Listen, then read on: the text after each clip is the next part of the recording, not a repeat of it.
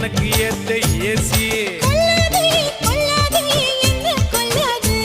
நீ சொல்லாதே சொல்லாதே உனக்கும் எனக்கும் இருக்கும் உறவ பொட்டெடுத்து வச்சு விடவா முன்னால, நான் பூவெடுத்து வச்சு விடவா பின்னால.